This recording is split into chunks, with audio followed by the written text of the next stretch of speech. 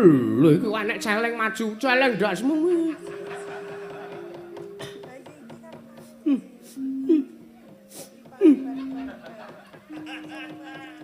Ngapa mer kok mitut dina iki? Wae tanggapan telung bengi telung dina mbladek kok ora adus.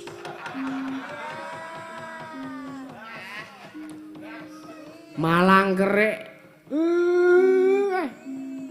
Nandur tela kok nang pundak. Nang pundak piye? Oyate ngremyong.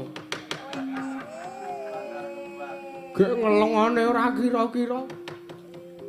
Wis aku tak ora nganggo malang kerik wae. Sakarepmu. Ora engko sik iki sapa? Jare kowe ngerti anake Semar ki telu, siji Gareng, loro Petruk, telu Bagong. Yo, aku anake Semar. Lho. Anake Semar sing endi? Lho, iki lho. Adipati Harya Cebrot. Bagong neh.